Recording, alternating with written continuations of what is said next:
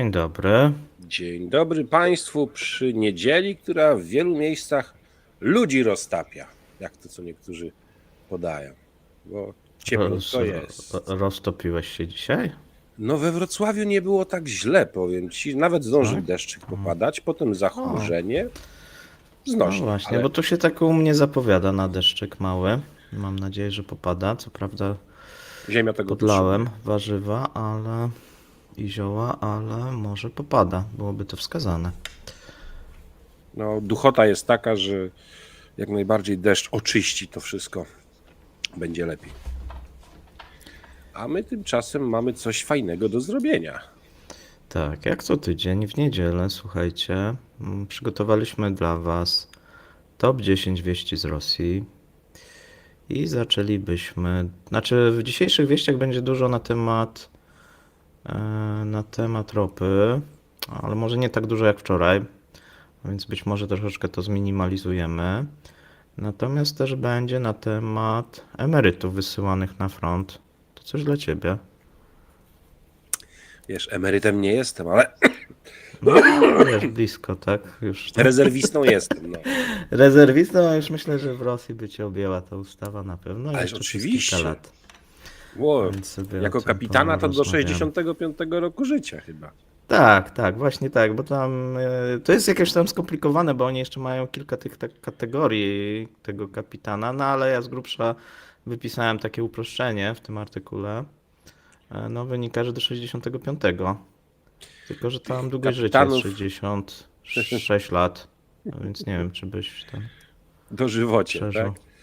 Słuchaj, z tymi kapitanami to jest takie coś, że w ichniejszej marynarce wojennej są kapitanowie różnych rang. Pierwszej, drugiej, trzeciej. Tak, właśnie, to może wytłumaczę, że będziemy przy tym punkcie, bo ja tego nie rozumiem, tak? Bo tam są 3 rangi, na przykład dla oficera i o co w tym chodzi, to pewnie powiesz ty. A zaczęlibyśmy, słuchajcie, na temat opieki zdrowotnej, bo tak jak możecie sobie wyobrazić, opieka zdrowotna w Rosji istnieje i ma się coraz gorzej. Dlatego powstał pewien pomysł. Pomysł, który jak gdyby wyszedł w tym momencie od samego prezydenta i otoczenia prezydenta. Został wysłany do posłów Dumy Państwowej, a ci posłowie zaczęli dyskutować i zaczęli wysyłać różnego rodzaju zapytania do rosyjskiego biznesu. No i tutaj mamy wypowiedzi, jeżeli ktoś wejdzie na ekonomię.rosji.pl, to zobaczy, że mamy wypowiedzi wiceprezesa organizacji Business Russia. To jest taka organizacja, która powiedzmy skupia tych głównych oligarchów i biznesmenów, takich nazwijmy, rosyjskich. No, tam jest kilka organizacji, to jest jak gdyby największa organizacja. No i on się wypowiada w ten sposób, że Krajowy System Opieki Zdrowotnej Federacji Rosyjskiej wchodzi w fazę dotkliwego niedoboru funduszy. No kto by pomyślał? Ale ta faza to jest jakaś coś, jak faza księżyca, czy jak wizyta tych... Nie, mi się to skojarzyło bardziej właśnie tak zdrowotnie, tak, że jakaś jest faza choroby i faza agonalna. To myślę, że to jest taka przedagonalna ta faza tego. to jest, częściej się mówi faza terminalna. Terminalna, okej, to w wojsku pewnie, tak? Nie, właśnie w służbie zdrowia. służbie Pacjent zdrowia terminalny. Okej. Kończy mu się termin. A, rozumiem. No w każdym bądź razie na przyszły tydzień planujemy taki większy artykuł z Mateuszem Lechem. Jeżeli Mateusz nas słucha albo będzie słuchał, to pozdrawiam. No ponieważ tej rosyjskiej, ja to zapowiadałem od dłuższego czasu, natomiast już coraz więcej mamy materiałów. No wygląda sytuacja, no nie najlepiej. Natomiast pomysły jakie są, no to są takie, żeby rosyjski biznes wziął odpowiedzialność za Państwową Służbę Zdrowia. Ogólnie za służbę zdrowia, ale nie tylko za służbę zdrowia, bo to jest ciekawe, bo oni również proponują temu biznesowi, żeby wypracowali jakiś, i to są propozycje, znaczy to biznes ma wypracować propozycje, a rząd może powiedzieć tak, zgadzamy się na przykład, propozycje dotyczące również problemu na rynku tym farmaceutycznym i na rynku leków. Bo oprócz tego, że tych leków cały czas brakuje, niektórych, no to one drożeją. No i tu jest też jakiś pomysł, żeby przynajmniej część tej refundacji, które w tym momencie robi państwo, przerzucić na ten biznes prywatny.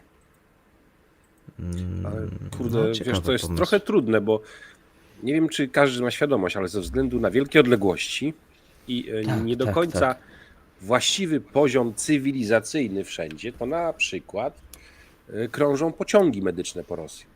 Czyli na drogach, które teraz są tak obłożone transportami wojskowymi i tym wszystkim, co wiozą na Chiny, że nie wiem, czy w ogóle te pociągi w tym momencie jeżdżą, ale jeździły i tam były przychodnie, w razie czego taki szpital, jakby to powiedzieć, one day clinic, coś w tym stylu, bo inaczej ludzie na tych wielkich przestrzeniach nie mieliby w ogóle możliwości skorzystania z opieki medycznej. Tam są takie busy, nie wiem To czy, też. znaczy, bo ty mówiłeś o pociągach, a obecnie bardziej popularne są takie busy, które przyjeżdżają faktycznie do wiosek, czy do tych mniejszych miejscowości i tam różnego rodzaju usługi można powiedzmy zakupić. Czasami ja oglądałem takie programy w rosyjskiej telewizji i powiem szczerze, to wygląda strasznie. To tak wygląda jakby, nie wiem, ten bus przyjechał do jakiegoś kraju afrykańskiego, tak? I to było jeszcze jakiś czas temu, przed inwazją, a więc nie wiem, wydaje mi się, że to obecnie może być tylko gorzej. Przerażające w każdym bądź Znaczy, razie. Nie czyli tak polecam zwane. tego programu, więc nie będę mówił, kto go kręcił, bo być może gdzieś go znajdziecie na YouTubie. Ja akurat oglądałem na rosyjskiej telewizji.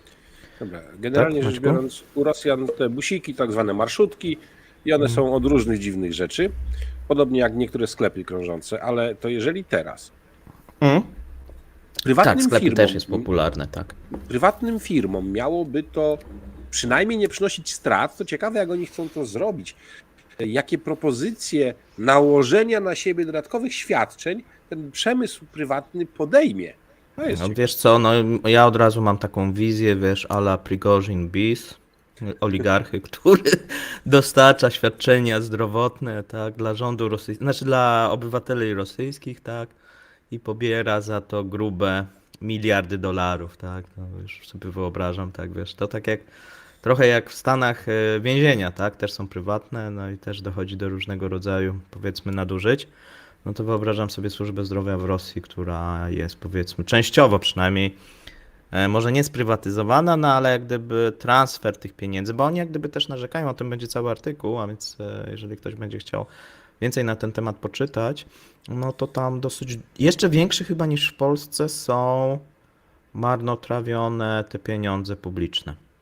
Tak, Nie no, w tym to więc mają, tam się człowiek budzi i ma większe mają doktorat. doświadczenie niż Polacy jednak, tak. Nie, tam się człowiek budzi i Tak. lewą nogą wstaje i doktorat ma z marnotrawienia państwowych pieniędzy. Nie wiesz, korupcja wszędzie. Zresztą co jakiś czas trafiają różnego rodzaju takie memiczne albo nawet straszne firmy, tak, z różnego rodzaju właśnie przychodni czy szpitali.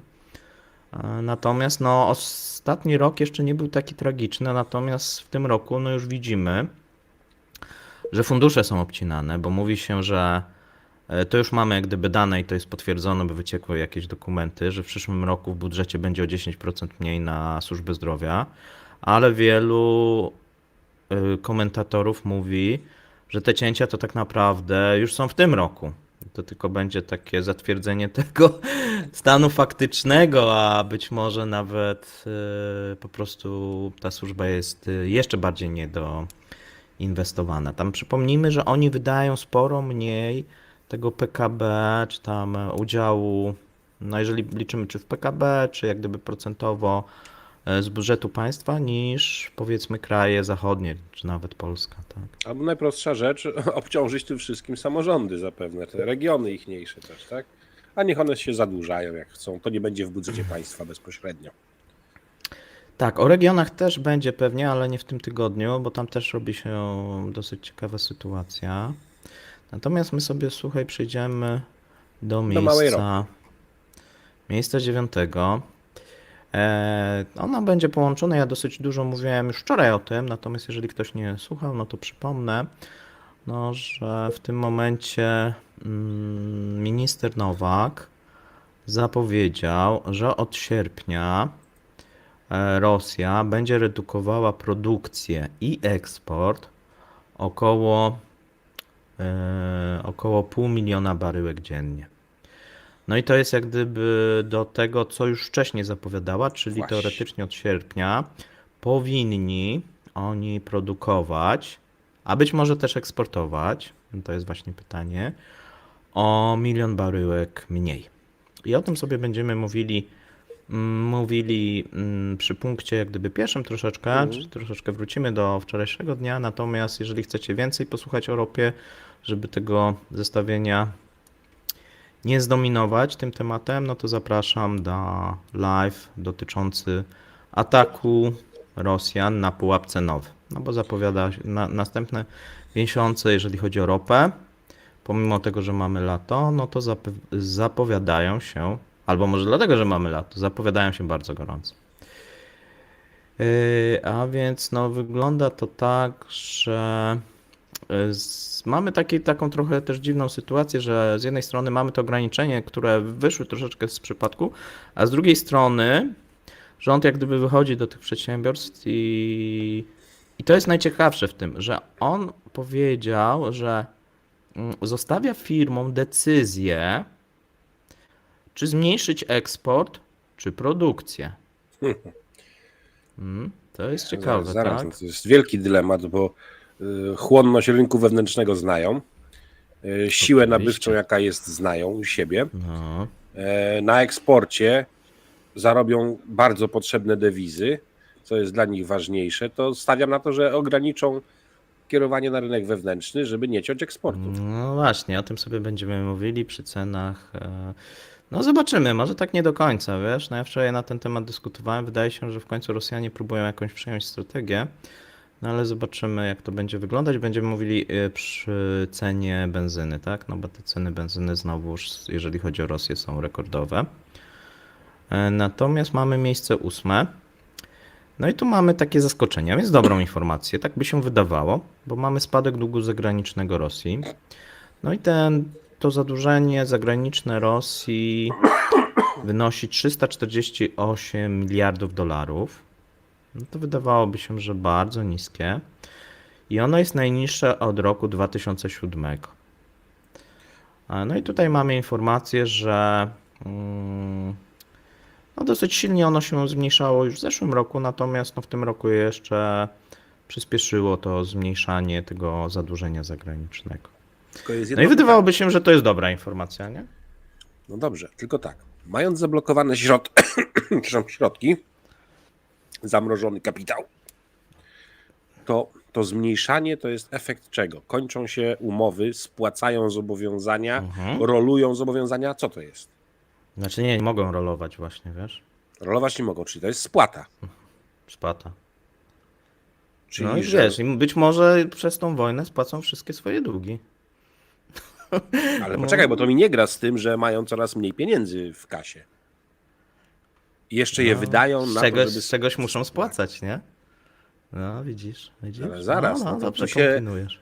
No dobrze kombinuję, wiem o tym, tylko teraz z czego oni mogą to spłacać? Więc albo ktoś im... była możliwość, żeby coś uruchomić z rzeczy na zewnątrz, odpowiednio oczywiście przeliczając to po dla Rosji mniej korzystnym kursie albo coś w tym stylu, więc przepłacili, ale spłacili.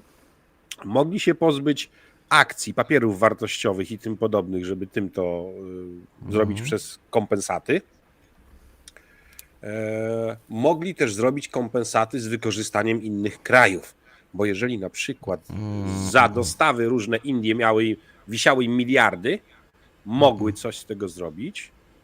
A tak nie zrobiły. Oprócz tego mogli złoto, kamienie szlachetne. Tak, tu wszystko wiesz co wskazuje, że cały czas są zmniejszane te rezerwy i te długi są spłacane. Dlaczego oni w ogóle długi spłacają? Bo może ktoś się zapyta. To jest pytanie. No dlatego, że nie chcą mieć jak gdyby wiesz przypiętej tej łatki i tego bankruta, bo co innego jest takie ogłoszenie bankructwa takiego technicznego, a co innego jest faktycznie, jeżeli przestaną spłacać długi.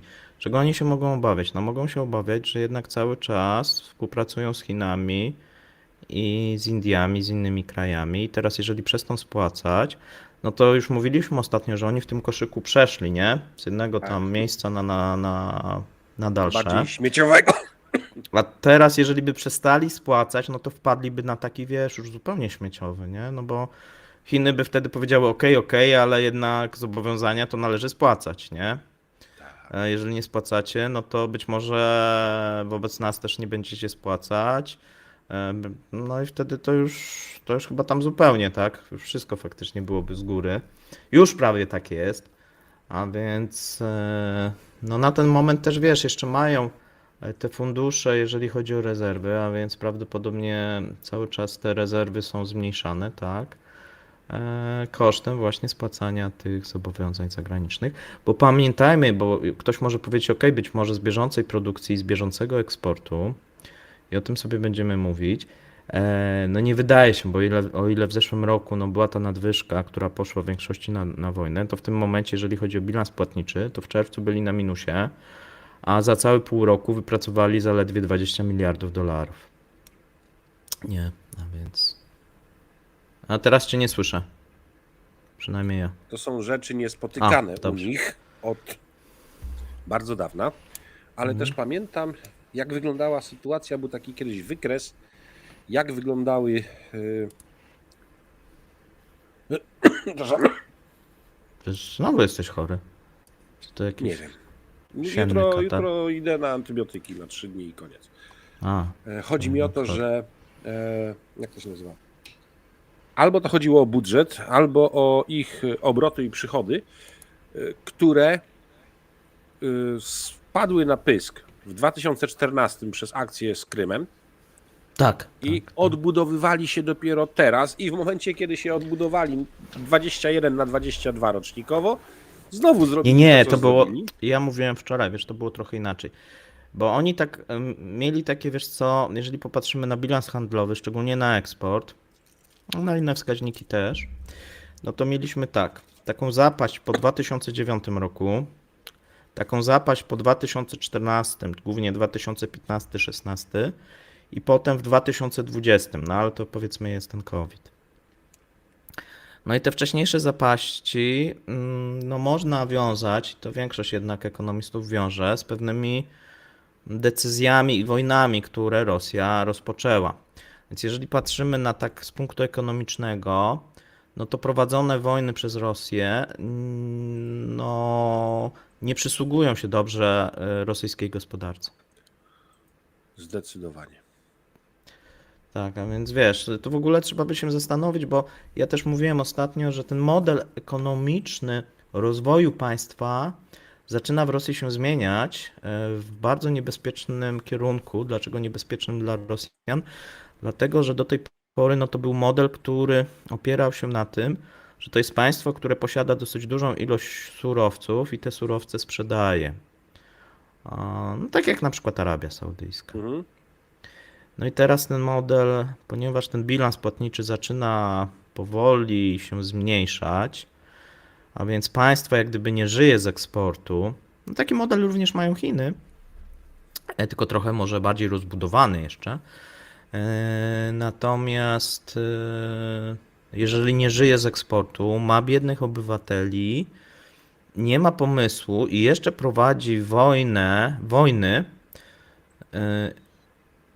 to pojawia się problem, no bo tak, te wojny kosztują, to jest raz, natomiast te wojny z punktu widzenia ekonomicznego nie przynoszą zysków. No bo można powiedzieć, że wojna w Czeczenii, w Gruzji, no ten Krym może w 2014, no można uznać, że no ale to na siłę, tak, bo patrząc jak gdyby na załamanie w Ale 2015-16 to raczej przyniosło straty. A więc wiesz, to nie są takie wojny, powiedzmy, tak jak kiedyś były w Europie jakieś wojny łupieszcze, czy które zdobywały teren, dzięki temu państwo się rozwijało. Ono z punktu widzenia gospodarki, z punktu widzenia narodu rosyjskiego, no nie przynoszą w mojej ocenie żadnych korzyści, tak? Tylko przynoszą no, straty. dają tylko w statystykach ruch pewien, jakiś teoretyczny przyrost PKB, jakiś teoretyczny przyrost ewentualnie ludności, coś w tym stylu, ale No realnie, wiesz, ale to jest taki, okej, no nawet dobrze, oni sobie teraz doliczyli za na przykład te tereny zajęte Tak. 1,5 powiedzmy, 1, 2, 1,5% wzrostu PKB, nie? No ale ile tam trzeba będzie pochłonąć i wpompować pieniędzy, żeby odbudować ten Donbas, nie mając jeszcze kapitału, tak? No to wydaje się tak naprawdę, że no, cały czas jak gdyby nie dość, że Związek Sowiecki się rozpadł, to ja mam cały czas takie uczucie, że oni trwonią ten spadek po Związku Sowieckim, tak? Czyli zobacz, mieli to uzbrojenie, w tym momencie to uzbrojenie całe prawie wykorzystali. Mieli te Infrastruktura. szyby naftowe, infrastrukturę, kolej, to wszystko, co zostało zbudowane. No i teraz co, jakie mamy informacje, to będziemy sobie omówić, tak? Infrastruktura leci na pysk.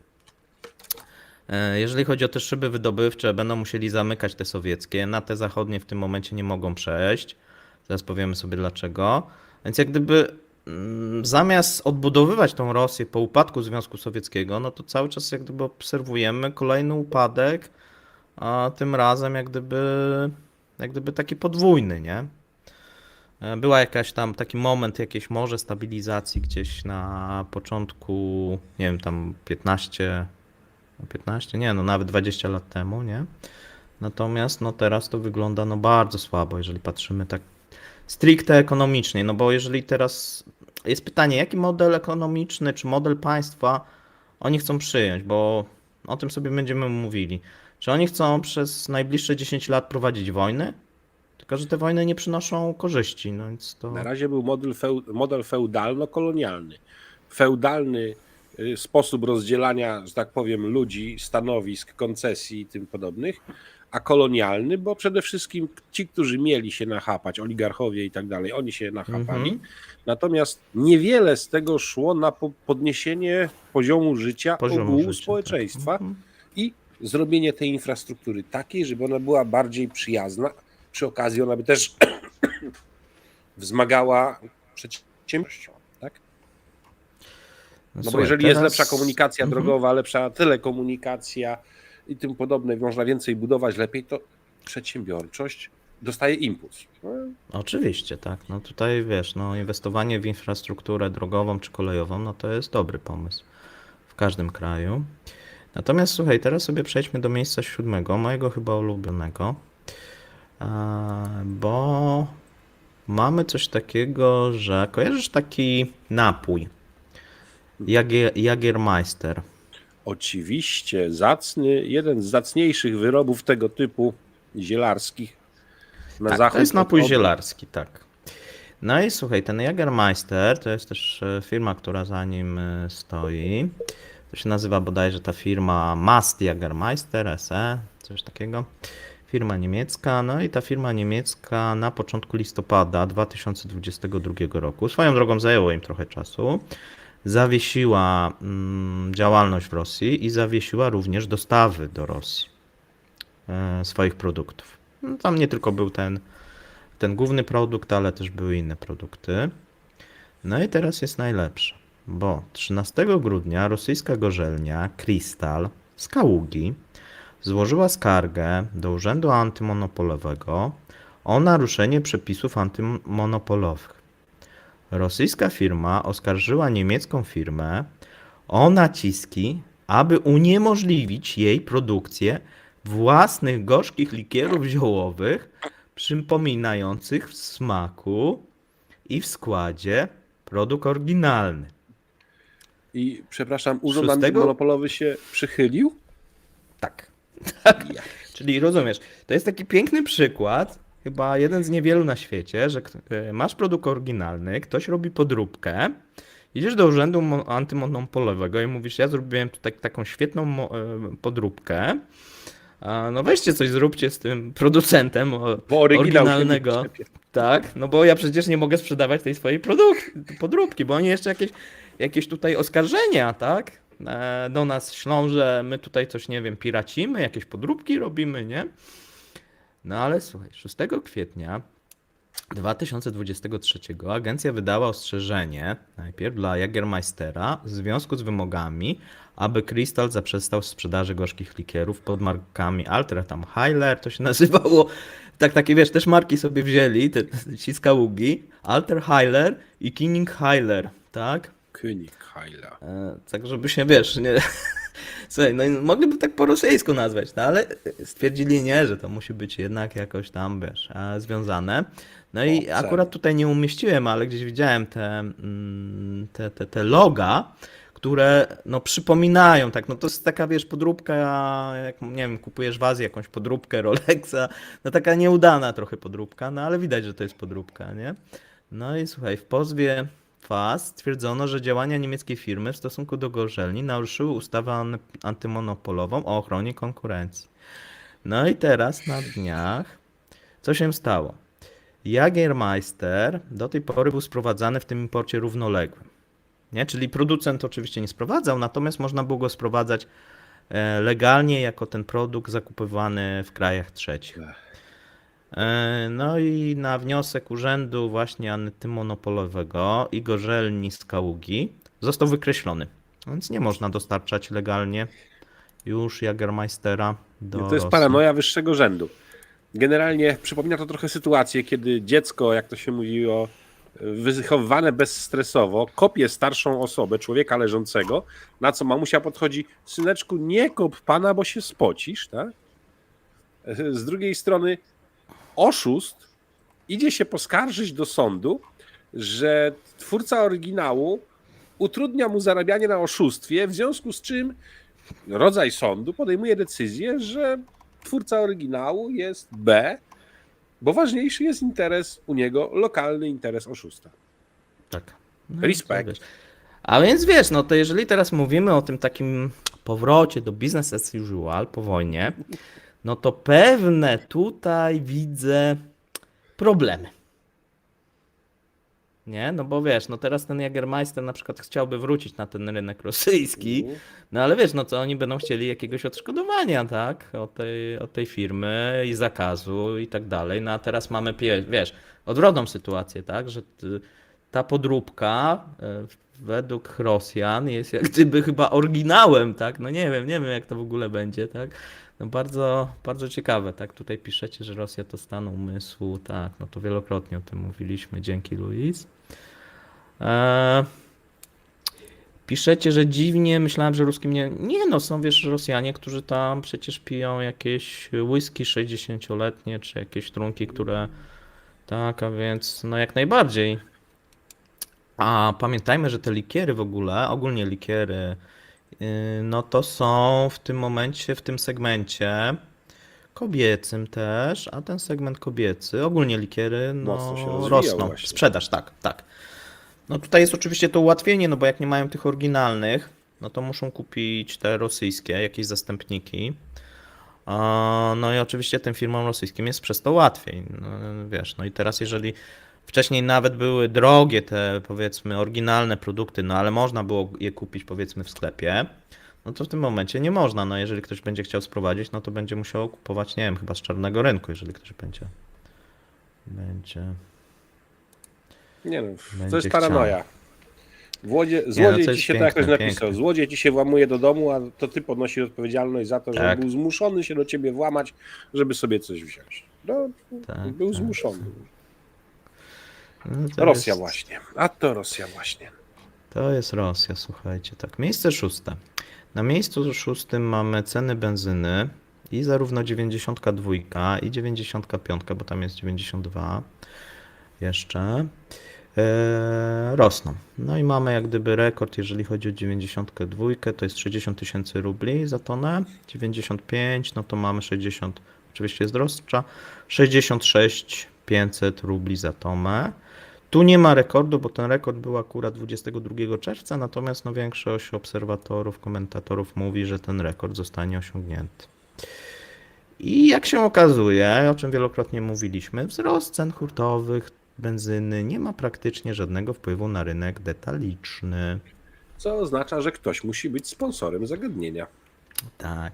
No i wiceprezes giełdy z Pimexu, Anton Karpow, mówi, że tak duży wzrost cen może być spowodowany dyskusją na temat regulacji tłumika paliwowego i prowadzenia zaplanowanych napraw głównych rafinerii ropy naftowej. Tak akurat prawda, bo oni tam lato to naprawiają, co doprowadziło do braków i zmniejszenia podaży paliwa na rynku krajowym.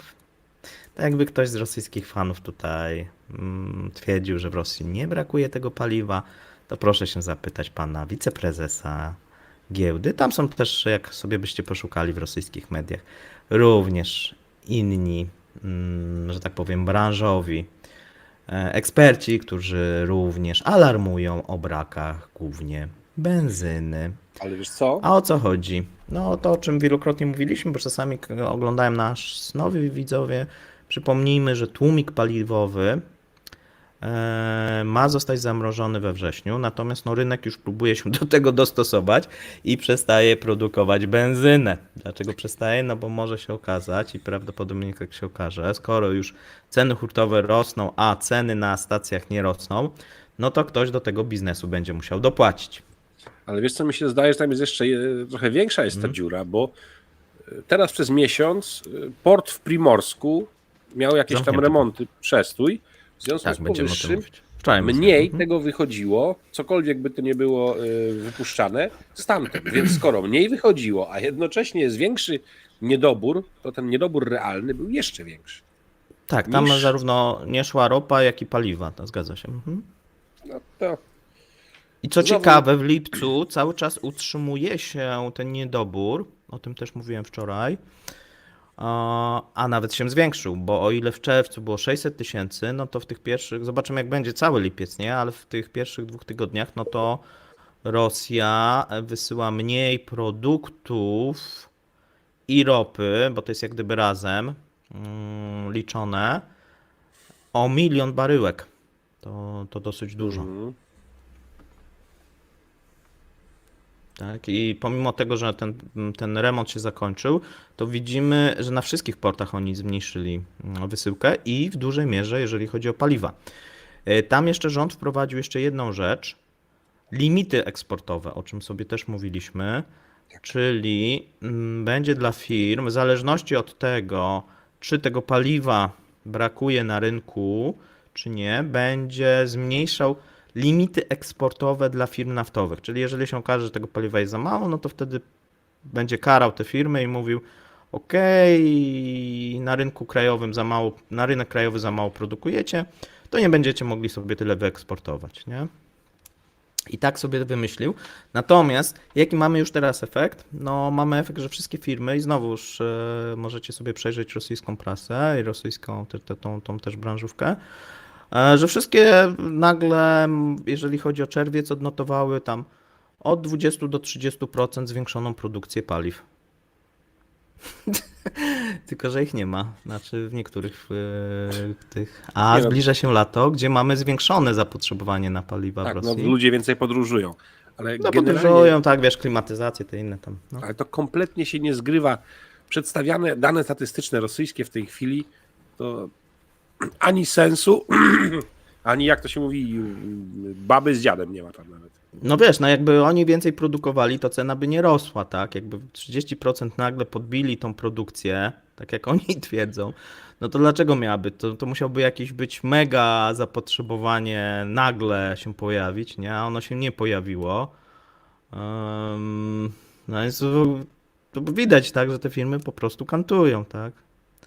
A pewnie było tak, że nie było zwiększenie o 30%, tylko zmniejszenie o 30%, no i wtedy pewnie by się zgadzało. A to, co wysyłają na stację, no to wysyłają jeszcze z magazynów, tak, co tam jeszcze mają. Też możliwe. Okej. Słuchaj, miejsce 5. Mamy tutaj Schlumbergera. To jest taka amerykańska firma, która no, jest największą firmą, jeżeli chodzi o te firmy zachodnie, które świadczą usługi na polach naftowych, no i do tej pory utrzymywały no, tą produkcję i ten support tych pól naftowych. Tam mamy jeszcze takie dwie firmy inne, tak, mamy Baker Hughes i Halliburton, tak, które te dwie już zrobiły pełny exit. Schlumberger to jest firma amerykańska, jak gdyby cały czas się ociągał z tym, natomiast no teraz zatrzymał de facto wszystko, no i robi też exit. No, co stawia Rosję, tam jeszcze został tak naprawdę jeden mniejszy niemiecki taki dostawca, natomiast no, ten Schlumberger, jeżeli chodzi o te pola naftowe, był największy w Rosji, no, ogólnie na świecie powiedzmy to jest jedna z największych firm, natomiast jeżeli chodzi o ten rynek rosyjski, no to tam miał najwięcej udziałów.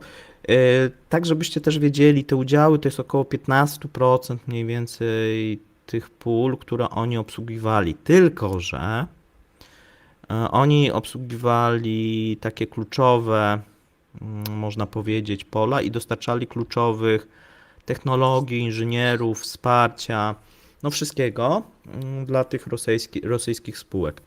No i teraz nie będzie tego, no z grubsza. To już od lipca.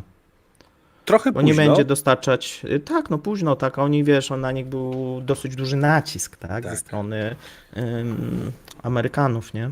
Znaczy, no, rządu amerykańskiego Czy i wiesz, tam też akurat departamentu. ze Schlumbergerem i Halliburtonem kiedyś miałem w Polsce do czynienia w czasach, kiedy były odwierty w poszukiwaniu gazu łupkowego. Tak, Powiedzieć, oni się też- że w każdym z nich, w każdej z tych firm, Halliburton, Schlumberger, jeżeli chodzi o fotel doradców Rady Dyrektorów, to się zaczyna od poziomu, nie wiem, szef sztabu Połączonych Sił Zbrojnych Amerykańskich, wiceprezydent i tym podobni. Te firmy mają niesamowitych patronów politycznych w amerykańskiej polityce No, tak, to są.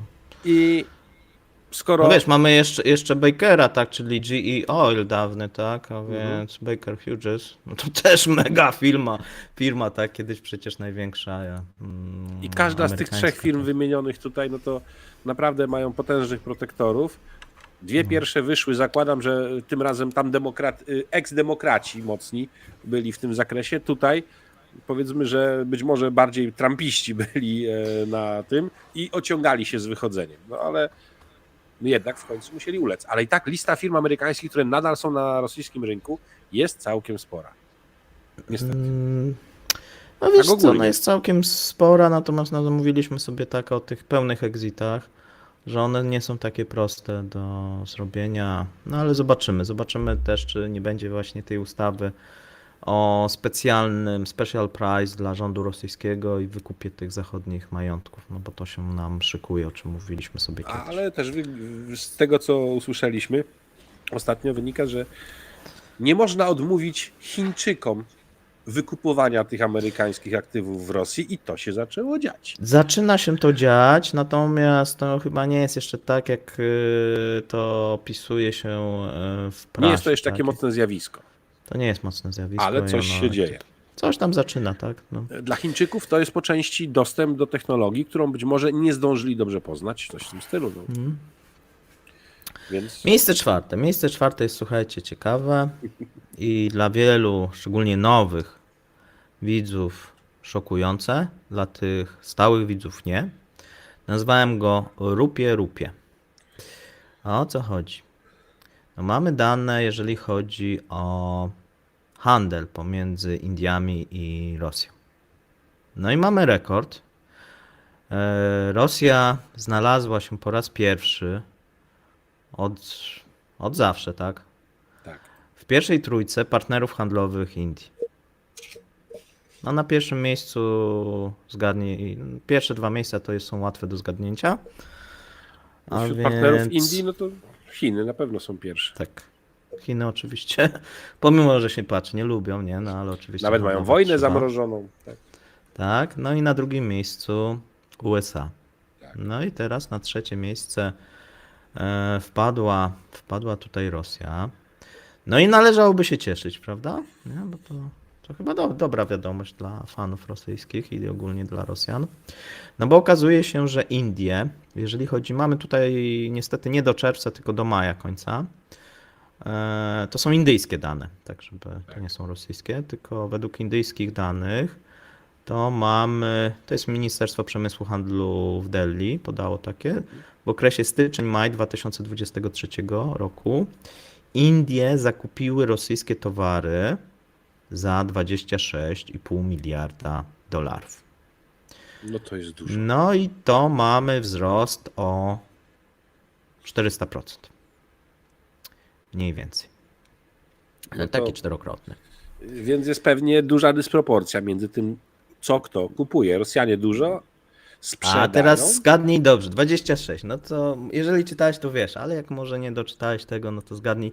Bo ja o tym kiedyś mówiłem, że mniej więcej to taka jest dysproporcja, ale się pomyliłem. Jak się Pamiętam, okazuje, stawiałeś chyba na 1 do 10, ale Tak. tu jest 1 do I się 26. pomyliłem. I się słuchajcie, kurczę, pomyliłem, bo to chyba tak było, wiesz, jeszcze w zeszłym roku było 1 do 10, jakoś tak mi się skojarzyło i cały czas powtarzałem. Jak widzicie, nieprawdziwą daną, bo według najnowszych danych to zakupy, znaczy w drugą stronę, czyli mamy też wzrost, no bo po prostu wcześniej te kraje nie handlowały ze sobą tak z grubsza, tak? To były jakieś tam minimalne kwoty. Ten wzrost jest 2,6 razy i tam Rosjanie podkreślają, bo oni często tak podają, że tutaj 3,9 i w drugą stronę 2,6, w ogóle to jest tam nowy partner handlowy. Natomiast zgadnijcie, ile to jest miliardów dolarów. No, okazuje się, że nie ma tych miliardów, bo jest 639 milionów dolarów. Czyli Więc tak jak mówisz, to jest kilkudziesięciokrotna 25-krotna. różnica. Tak, tak, tak. I jeszcze No i cuda powiem na tak. kontach ciągle. No i teraz jest Indie. problem, bo okazuje się, że tak jak zresztą już jakiś czas temu mówiliśmy, e, Rosjanie rozliczają się z Indiami w dużej mierze w 4 walutach. Przy czym najwięcej się rozliczają w tak zwanych walutach narodowych, czyli w rupiach i w rublach. No i teraz to wygląda tak, że znowuż, jeżeli ktoś nas nie słuchał wcześniej, Rosjanie wysyłają głównie węgiel, ropę naftową do Indii. No i dzięki temu dostają te 26 miliardów dolarów, ale większość tych pieniędzy dostają w rupiach. No i w drugą stronę, jeżeli firma indyjska coś dostarczy do Rosji, no to dostaje ruble. No i te firmy indyjskie jakoś się nie wyrywają, żeby dostarczać do tej Rosji, pomimo tego, że są możliwości, tak? Bo jak gdyby Indie, no to jest dosyć duży taki partner handlowy, może dostarczać dużo towarów do Rosji, a jednak to się nie dzieje z różnych względów. No i teraz, jeżeli jesteś firmą naftową, no to musisz poczekać, aż zgromadzi się odpowiednia ilość tych rubli i sobie zamienić te rupie na ruble. No i problem jest taki, że już w zeszłym roku, w marcu, za zeszły rok i tam do lutego zgromadzono na kontach firmy naftowe, zgromadziły ponad 40 miliardów. No teraz mówi się o tym, że ta kwota, słuchaj, urosła w rupiach. Urosła do 50 miliardów dolarów. Paweł, No uruchamiamy i firmę tak zwanej jest trzeciej ręki problem. jako ten, jak to Niemcy mówią, Treuhand. Zasuwamy tam, przejmujemy nadzór nad tym, będziemy im to przeliczać i oddawać w odpowiedni sposób. Będzie No i biznes słuchajcie, dożywotni. i słuchajcie, jest problem. No bo firmy hinduskie nie są zainteresowane zmianą tego. Rosjanie próbowali to jak gdyby przewalutować i żeby to zamienić na juany. Ale to jest dosyć duża kwota. No i taka zamiana też nie jest prosta. Też mówiono, żeby to jakoś stopniowo próbować. No jest problem. Nie można tego zamienić na euro czy dolary ze względów właśnie sankcyjnych. Nie można, częściowo próbowano na te dirhamy, ale dirhamy nie mają takiej dużej płynności, no i to są duże kwoty. A więc teraz Rosjanie czekają i sobie myśleli, że oni będą czekać, aż im się to wyrówna. Ale zaraz. To jest kolejny element rosyjskiej taktyki oczekiwania. Bo tak, jedni chcą oczekiwać na wybory w Stanach, że zamiast Bidena Na będzie Trump. Tu chcą czekać na to, że z czasem się wyrówna w jakiś tajemniczy sposób bilans handlowy i poprawi im się to, albo nie wiem, przybędzie juanów lub innych walut do rozliczania w zamian za rupie. Chcą czekać na deszcze, żeby się lepiej bronić, że wtedy doczekają do momentu, kiedy Ukraińcy nie będą ich mogli atakować. Kurde, co najmniej 3 wiodące tematy oczekiwania. A wszyscy czekają na to, co się stanie z Prigozinem jeszcze i co, z Putinem. No, ale jeszcze jak jesteśmy przy tych Indiach, bo tutaj ja tego nie umieściłem, ale Louis pisze, że no mamy, wydaje się, że przyklepane chyba nowe kontrakty zbrojeniowe Indii. I to koniecznie nawet. No, Przecież był premier Indii podczas święta no tak, Republiki, na święcie Republiki teraz Bastylii, był, tak. tak. Mhm. I co? Chyba 26 samolotów Rafale morskich, które będą na Mhm. rosyjskim notabene, chociażby lotniskowcu, eks-rosyjskim. No i no tam. To jest raz. Do tego jeszcze inne rzeczy. Okręty podwodne Skorpion. Ten model, ale z wstawionym tam, jeśli ja dobrze pamiętam, przez Indię albo dla Indii, jedno z dwóch, opracowanym systemie zasilania bez dostępu powietrza w tlen. Tak zwany AIP. Dzięki Nie wiem, co czemu to jest, okręt ale możesz podwodny, opowiedzieć. No, bo to ciekawy przykład. normalnie okręt podwodny napędzany jest silnikami dieslowskimi do pływania na powierzchni oraz elektrycznymi pod wodą. Pod wodą. Mhm. Ograniczone to wszystko jest czym? Pojemnością baterii w przypadku konwencjonalnych okrętów. W przypadku tych z napędem nuklearnym tego ogranicznika nie ma.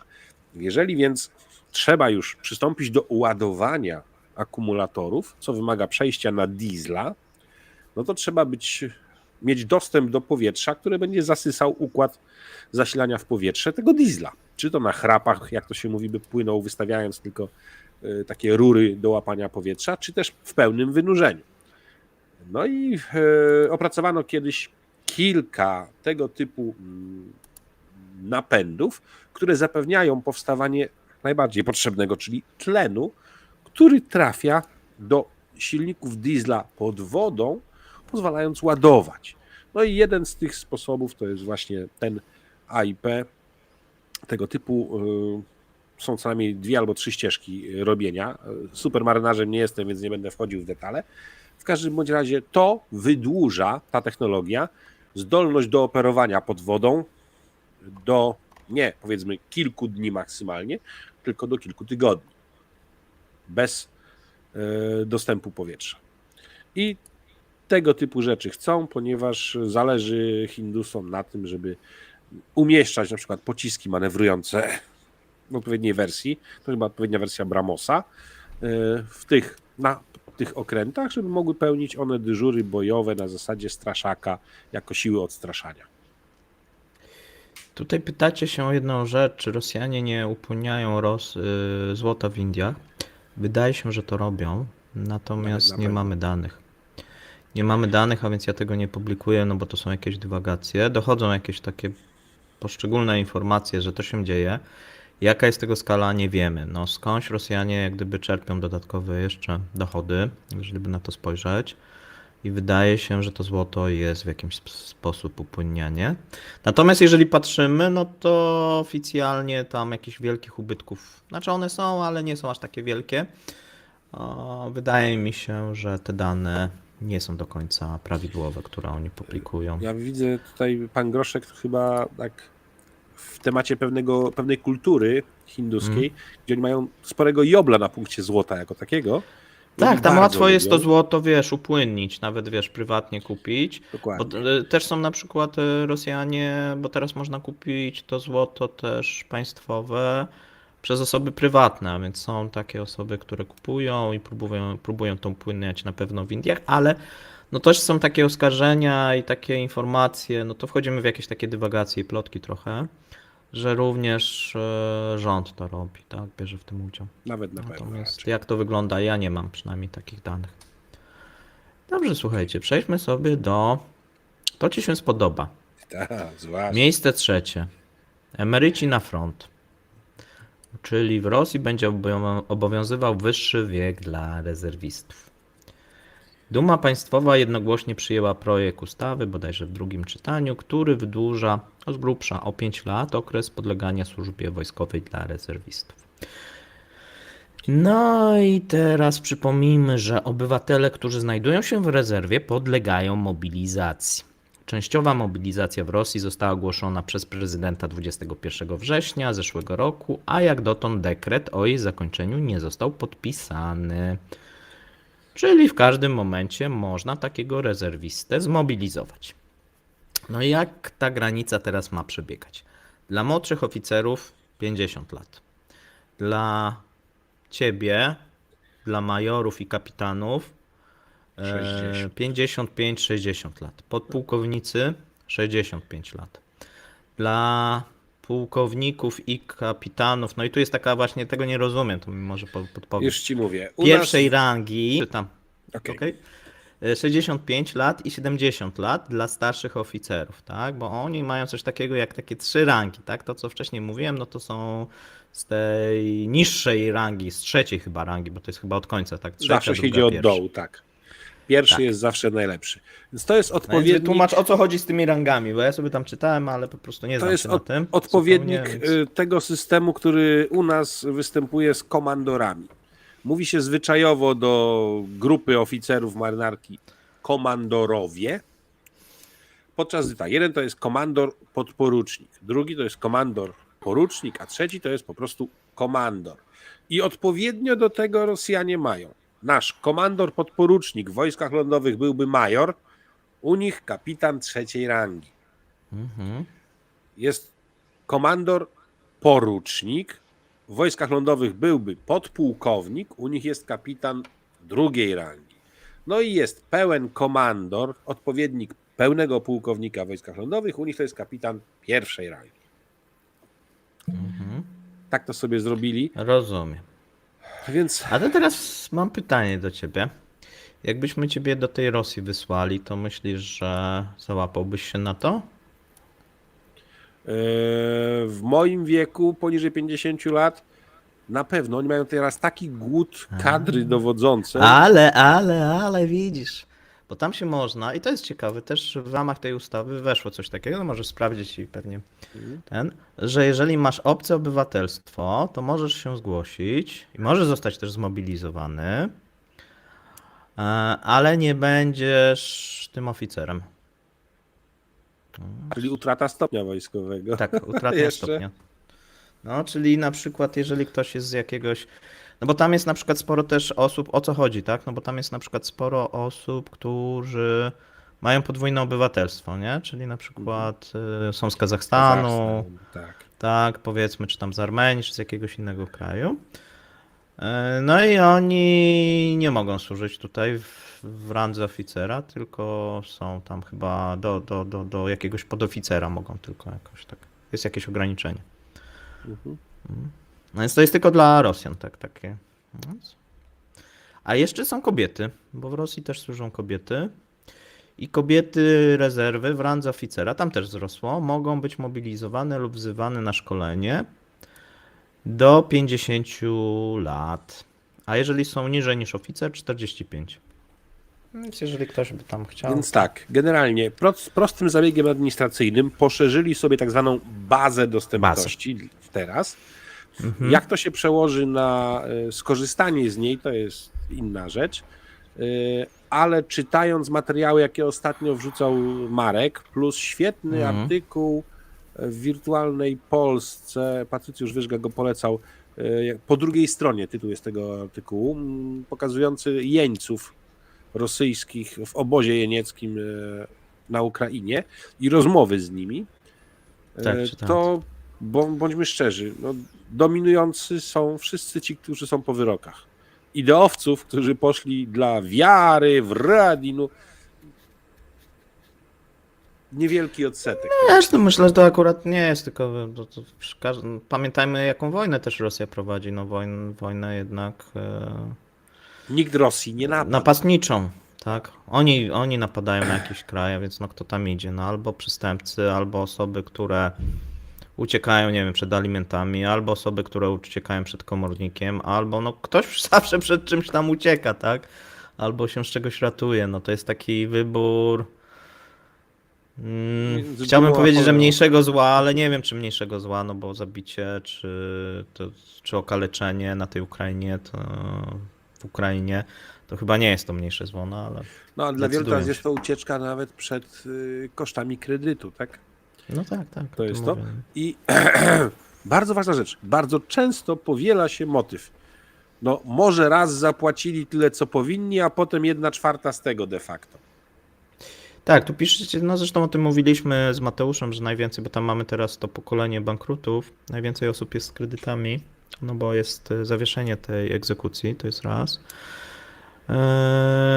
No i też zauważ, jak oni robili te reklamy, No.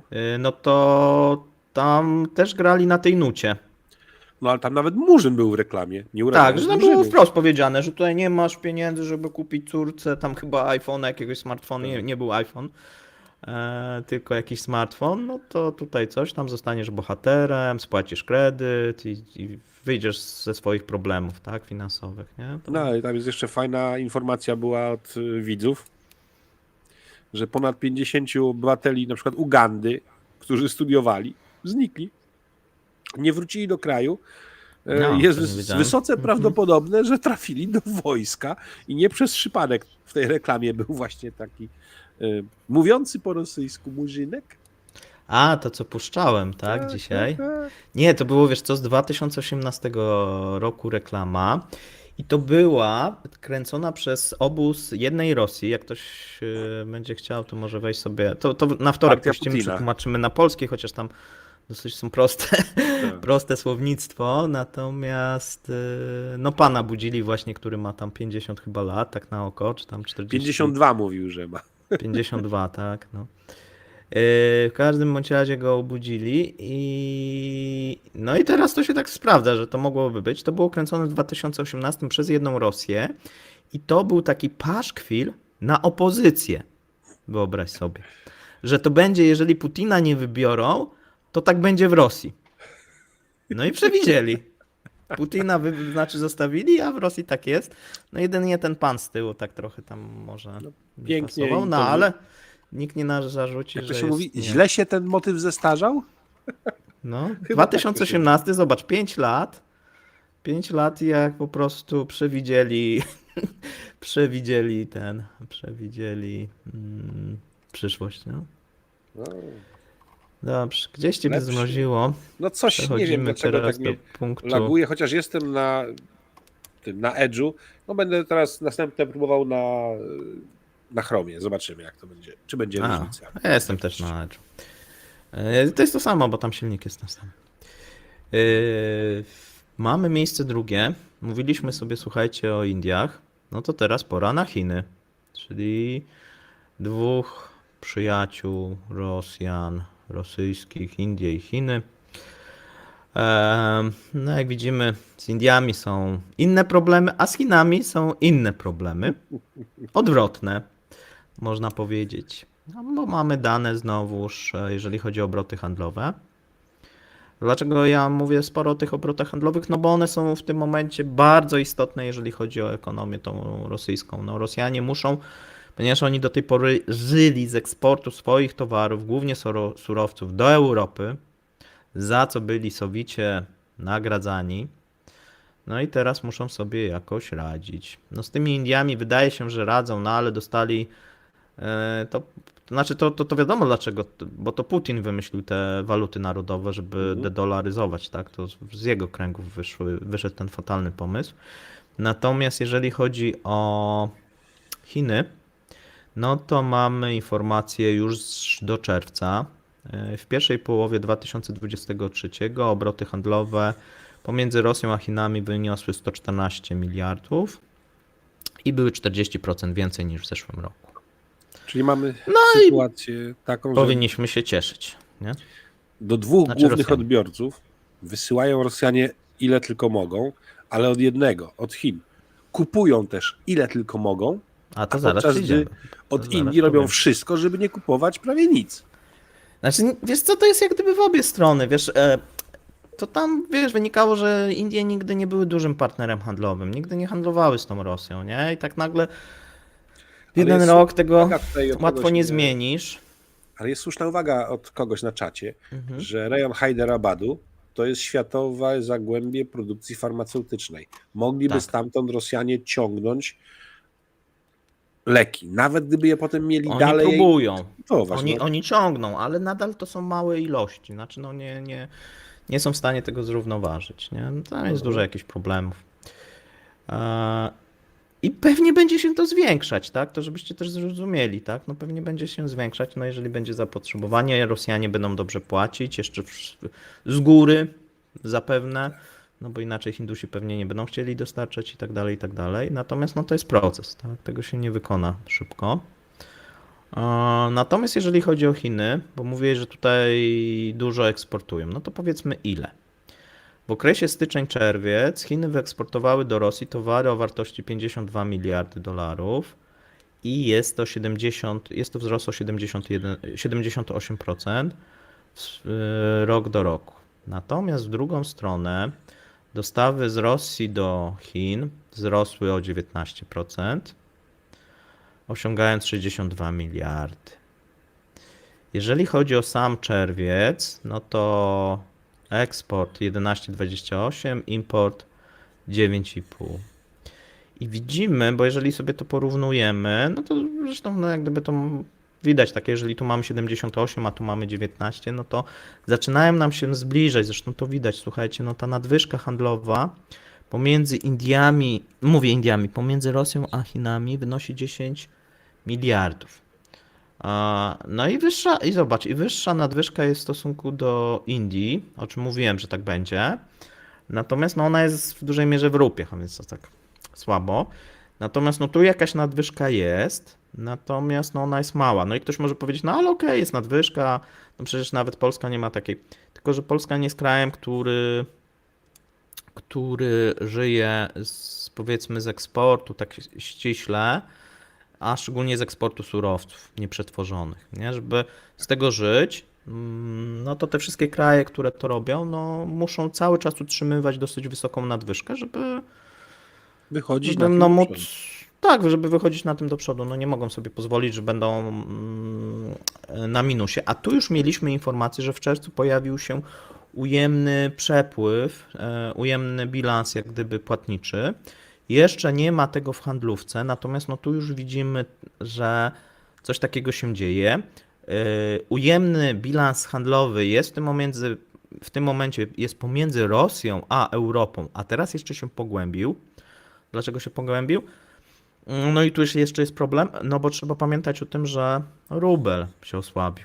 No skoro się rubel osłabił, no to mamy też pewne tutaj efekty. No i jeszcze jedną rzecz trzeba pamiętać. Te towary, które w zeszłym roku, no bo można powiedzieć, ok, z jednej strony wolumenowo być może Rosjanie więcej sprowadzają, trochę tak z Chin, ale te towary chińskie są droższe. O tym nie zapominajmy. A towary rosyjskie nie. Dlaczego? No bo ta ropa jest tańsza. Czyli mamy teraz taką sytuację, że Chińczycy powiedzmy sprzedają często wolumenowo w niektórych tak segmentach podobne ilości, natomiast sporo więcej. Widzimy to na przykład w samochodach, gdzie chińskie samochody w Chinach są rozmontowane i sprzedawane do Rosji, potem jako, nie wiem, na przykład rosyjskie lub z Chin Rosjanie sprowadzają te samochody. Teraz na przykład bardzo dużo sprowadzają korporacje taksówkowe, bo korporacje taksówkowe no, mają bardzo duże problemy, jeżeli chodzi o Rosję i te duże miasta. Problemy są głównie z częściami, bo te części są drogie, stara flota. Oni teraz próbują przejść na właśnie flotę chińską. No i się okazuje, że te sprowadzone samochody z Chin są sporo droższe, tam wychodzi na czasem 50-60% niż w Chinach. Nie? Czyli te firmy, które powiedzmy tym handlują i Za sprowadzają, fatygę. świetnie na tym zarabiają, tak? Świetnie na tym zarabiają i to tak wygląda. No dlaczego? No nadal są jeszcze oczywiście sprowadzane te zachodnie samochody, ale ten proces jak gdyby maleje, no bo skoro już te korporacje taksówkowe zaczynają się przedstawiać, no to za moment też będą przedstawiać się zwykli Rosjanie na te modele chińskie. No i Znaczy, można ja powiedzieć, myślę, że- że Chiny będą dostarczać, wiesz, one będą dostarczać wszystko, no bo teraz też mamy w tym roku dosyć duży wzrost importu jeszcze z jednego powodu. No te wszystkie maszyny zachodnie, komponenty zachodnie trzeba było wymienić na chińskie, no bo tamte albo przestały działać, no albo nie współdziałały z sobą. Trzeba wszystko było zrobić pewną restrukturyzację. No i ten import naturalnie rośnie. Jeszcze jest jedna rzecz, trzeba o tym powiedzieć, bo o tym często zapomina się, że Rosjanie importują coraz więcej gotowych produktów z Chin. Mniej komponentów, a więcej z Chin. Czyli ten pomysł autarki, który miał kiedyś Putin, że tam będą Rosjanie samowystarczalni i tak dalej, no legł obecnie w gruzach. Czyli wcześniej była taka sytuacja, że oni powiedzmy ściągali chińskie, zachodnie jakieś komponenty, no i sobie coś z tego budowali w kraju i produkowali. Teraz muszą ci producenci krajowi mierzyć się z produktami importowanymi z Chin, które są tańsze. Dlaczego muszą się mierzyć? No bo Rosjanie nieopatrznie otworzyli sobie ten rynek tak szeroko, tak, na te towary. No i znowuż jest pełno pośredników, tak, którzy świetnie na tym zarabiają, czyli oni mówią, ok, no możecie kupić tutaj, ja mam taki sam produkt, tutaj słuchajcie z Chin, jest taki sam jakościowo, a nawet lepszy i on jest tańszy o powiedzmy 20-30%. Ale słuchaj, to ja to powiem ci coś z polskiego rynku. Znam producenta pewnego popularnego towaru wykorzystywanego w branży budowlanej i stalowej. Robi on swój własny produkt, musiał go certyfikować na najróżniejsze sposoby, zainwestował w linię produkcyjną, robi to. Ale handluje de facto następującym towarem. Chińszczyzna taka jaka jest, bo niektórzy chcą po prostu tanie i koniec. Chińszczyzna selekcjonowana przez Chińczyków, że jest lepsza. Potem chińszczyzna selekcjonowana przez nich, tutaj na miejscu, że jest to lepsze. Oraz swoje produkty niższej marki i swoje produkty marki właściwej. Czujesz? 5 rodzajów towaru oferują. No ale klient nasz pan, klient chce, wymaga, to ma dostać, tak? Tak. Słuchaj, tutaj piszą, że Rosjanie chcą być eko, dlatego no patrząc, że im tam ten przemysł mniej zużywa, no to może i faktycznie. Natomiast słuchajcie, tu jest dosyć fajne pytanie, chciałem go wyświetlić. Gdzieś ja to widziałem.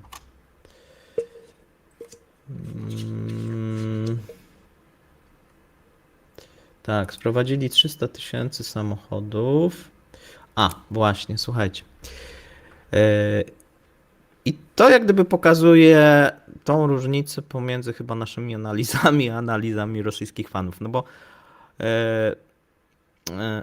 i tym, co Rosjanie jak gdyby mówią i czym jest propaganda. No bo jak słuchacie jakichś, nie wiem, polskich doktorów, no to oni mówią, że tutaj Zachód został wymieniony na te Chiny i na te Indie i to tak bezboleśnie przeszło.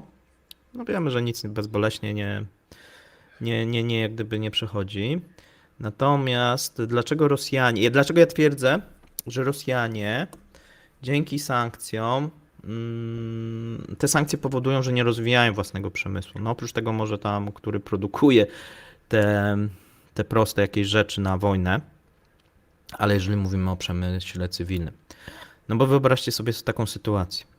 Jeżeli odetniecie zupełnie, tak, czy ja mówię prawdę, czy wierzycie mi, czy wierzycie komuś innemu, ale zastanówcie się. Do tej pory sprowadzaliście komponenty z Zachodu, z Chin, tak z różnych, ale w dużej mierze do Rosji sporo było komponentów, ponieważ były tam firmy zachodnie, one sprowadzały oczywiście też części swoje. W tym momencie, jeżeli chcecie sprowadzić części zachodnie, no to często jest taka możliwość w tak zwanym imporcie równoległym, no albo jakimiś innymi szlakami. Natomiast czy ten komponent, słuchajcie, będzie tańszy? Pomyślcie, czy będzie droższy? No bo musicie jeszcze płacić pośrednika. Jeżeli do tego doliczycie, że rubel się dewaluuje, czyli będziecie musieli więcej rubli za to zapłacić, tak, niż powiedzmy w zeszłym roku. Skoro będziecie musieli więcej zapłacić, no to ten towar, który wypuszczacie na rynek, na zachodnich na przykład komponentach musi być droższy.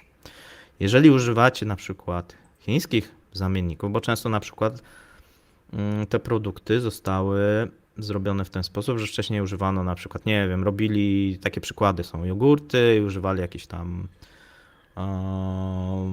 komponentów pochodzących z Europy, ale teraz używają z Chin. No i te chińskie czasami są w podobnej cenie, ale bardzo często bywa, że są gorszej jakości. To nie znaczy, że chińskie są gorsze, żebyście zrozumieli, tylko że oni wybierają tak, żeby nie podnosić, czyli żeby to jakoś skalkulować. Muszą wybierać zamienniki, czyli te produkty są gorszej jakości. No i teraz pojawia się firma chińska, która proponuje podobne produkty, które są albo lepszej jakości, albo są tańsze, bardzo często, tak? Ponieważ oni mają jak gdyby i zarówno siłę roboczą taniej i swój przemysł bardziej rozbudowany, ponieważ no, oni produkują, Rosja nie produkuje na tak jakichś komponentów, które są potrzebne rosyjskiej gospodarce, oprócz tego, że produkowała to uzbrojenie, tak, które teraz jest niszczone na Ukrainie. A ponieważ no, mamy tą gospodarkę globalną, no to może się okazać, że nie wiem, no, potrzebują ileś tam rzeczy, z Chin sprowadzą, no ale niestety jest jakaś jedna rzecz, która jest bardzo trudna do zastąpienia, tak? I muszą znowuż ją próbować ściągać i przepłacać, tak? Szczególnie jeżeli to są, nie są jogurty, ale na przykład jakieś maszyny, tak? Czy statki, czy cokolwiek innego, tak? No więc nie może być tak, jeżeli się zastanowicie, że dzięki sankcjom Rosjanie rozwiną swój przemysł. No nie jest to logiczne. No jak to może stanowić, tak? No, nie ma takiej możliwości. Ale naród rosyjski przyjmie takie rzeczy. Nie no, naród, wiesz co, rosyjski tego moim zdaniem nie przyjmuje, ale polscy fani i niestety też Polacy, którzy wierzą, bo niestety w Polsce zdarzają się ludzie, którzy są chłonni na tą rosyjską propagandę i oni wierzą w takie głupoty, które no przeczą jak gdyby rozumowi, no bo skoro jest coś drożej, no to dlaczego, no jeżeli są droższe komponenty, tak, a mam tańszy gotowy produkt chiński, no to przecież Rosjanie kupią ten produkt chiński, tak, no to jest moim zdaniem oczywiste. Dobrze. A więc To tutaj została nam... sankcje podrażają, słuchajcie, przede wszystkim obecnie sankcje i obecne, nie tylko sankcje, też prowadzenie wojny podraża te produkty, wytwarzanie produktów w Rosji. Przez co te produkty na rosyjskim również rynku, ale również na przykład jeżeli oni wcześniej coś eksportowali, są mniej konkurencyjne. Tak jak mówiliśmy, że w zeszłym roku podwyższenie tej energii powodowało, że część produktów europejskich była mniej konkurencyjna, tak? Czy wprowadzanie, tak jak tutaj piszecie, Fit for 55 też podraża, tak, różnego rodzaju produkcję. Ale tego może nie będziemy kontynuować, bo zaraz się wyleje Temat tutaj. Fit for 55 jest póki co tematem delikatnym. Dobrze. No i doszliśmy do jedyneczki tej. Piszą, że jesteś wygenerowany przez AI. Bo cię zmroziło zupełnie dziś. Ale wiesz co, właśnie zrobiłem speed test. No i mam na pingu opóźnienie 9 milisekund, download 300, upload 24. No ale to zawsze u Czyli- ciebie, tak? No, Nie. Jak Ostatnio robimy- też lagowało innych. a, Jak robiliśmy w czwartek, lagowało też Daniela. lagowało? Ja nie kojarzę. No ale może. Nie wiesz, no może oprogramowanie laguje, nie wiem, tak? Być może Tak, powinienem no piszecie, zmienić słuchajcie, komputer. też właśnie, jeżeli tak by było, że te sankcje, to Korea Północna powinna być potęgą, Kuba powinna być potęgą, tak, Iran. No Iran akurat sobie jakoś tam radzi, chyba najlepiej z tych wszystkich krajów, tak? No bo Natomiast, był w to stanie kraj- ukraść wiele rzeczy dzięki swoim diasporze swojej na Bliskim Wschodzie. I... Tak, no ale wiesz, no oni też jak gdyby tą szmuglują ropę i mają w tym doświadczenie. Zresztą teraz przechodzimy do punktu pierwszego i będzie o Iranie, Będzie. ponieważ irańska ropa wypycha ropę rosyjską. A dlaczego się tak dzieje? Dlatego, że no mamy to zmniejszenie produkcji. Z jednej strony, że rząd zapowiada, ale z drugiej strony mamy informację, że Rosjanie, jeżeli chodzi o rynek spotowy, zaczęli zmniejszać rabaty firmom hinduskim i firmom chińskim. Jaki efekt tego osiągnęli? No osiągnęli na ten moment taki, że firmy hinduskie i firmy chińskie zmniejszyły, jeżeli chodzi o lipiec, zmniejszyły dostawy. Czyli w tym wolumeniu, co powiedziałem, jest około na ten moment przynajmniej 1 milion baryłek mniej. Co powoduje, że tak na tej giełdzie moskiewskiej, czy tej wewnętrznej, ta cena za Uralsa jest powyżej pułapu, powyżej $60. No i wydaje się, że to jest pewna strategia. Tu możemy dyskutować, na ile ona z przypadku wyszła, na ile ona była zamierzona i tak dalej. Wydaje mi się, że tutaj trochę przypadku wychodzi. Natomiast jest strategia, żeby, jeżeli chodzi o rynek spotowy, rynek kontraktowy, próbować narzucać wyższe ceny. I ktoś by powiedział, no to z tych rosyjskich fanów, świetnie, no zobaczcie, pułap cenowy nie działa. No, jeszcze nie wiadomo, czy nie działa, bo tak naprawdę sporo ładunków poszło pod korek, czyli poszło tam 59, coś tam. Czyli Rosjanie mówią, że cena jest na giełdzie 63, ale dają rabat 4, powiedzmy, dolary, żeby tam się ci Hindusi jeszcze zmniejszyli. Oni nie są w tym spocie zadowoleni, a więc nie biorą tak szeroko tej ropy. Zmniejszył się ten. W to Natomiast miejsce właśnie dlaczego? wchodzi Iran wtedy. Tak, bo mają konkurencyjną w tym momencie, bo mówią, no dobrze, no ale to jak mamy od was brać po $60 tą ropę, no to my mamy tą samą ropę po $60, albo nawet tam w podobnej cenie od Iranu. No to jaki jest z tego, jaki mamy mieć biznes, nie? Gdzie się może okazać, że płynąc z portów europejskich do Chin, o ile droższy jest fracht niż płynąc z Morza Czerwonego. Tak, na szczęście dla Rosjan ten frakt spadł, bo on jeszcze na początku roku to było $25, teraz jest od 8 do 12 w zależności od destynacji. No niemniej jednak z tego Iranu jest bliżej, przykładowo do tych Indii. No a wcześniej ta ropa była wysyłana, zresztą do Chin też. No i też mamy dane jak gdyby chińskie, które mówią, że mamy wzrost. Właśnie jeżeli chodzi o irańskie dostawy i tak samo w Indiach mamy wzrost, jeżeli chodzi o irańskie dostawy. I po raz pierwszy Pamiętajmy, Stany że- nie będą temu przeszkadzać. No i właśnie, wiesz, i tu będzie taka, no niby są sankcje, ale będziemy mieli sankcje A i sankcje B. Tak, sankcje A, czyli ścigamy tych rosyjskich, i sankcje B, czyli te irańskie, ale tam przez palce na to patrzymy. No i to widzieliśmy, co było z tym Gatlikiem, ponieważ oni w tym momencie wożą już irańską ropę. Przestali wozić tą hinduską, powiedzieli, że tam nie mogą, bo te ubezpieczenia, coś tam, no i oczywiście przestawili się na irańską ropę. Zobaczymy, jak to dalej pójdzie, żebyście też zrozumieli. To jest pewna strategia rosyjska, żeby podnieść te ceny. I w mojej ocenie, i o tym mówiłem wczoraj przez 2 godziny, a więc jak ktoś chce posłuchać więcej, to mu odsyłam, Rosjanom się może to udać. Czyli może się okazać, znaczy jakie są warunki? No jest wiele jak gdyby warunków. Po pierwsze ta ropa Brent i WTI musi po prostu być w odpowiedniej cenie, czyli musi być droższa i utrzymywać stabilnie się w wyższej cenie. Na to jakaś szansa jest, zobaczymy.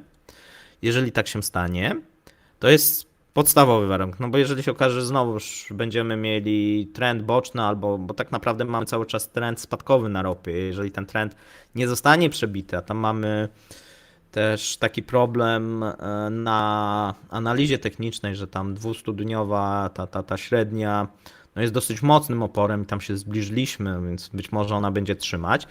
No niemniej, jeżeli by się udało wyjść, no to wtedy Rosjanie będą w tym spocie próbowali dawać te ceny powiedzmy 65 czy coś w tym stylu i próbować powoli przełamywać ten pułap cenowy.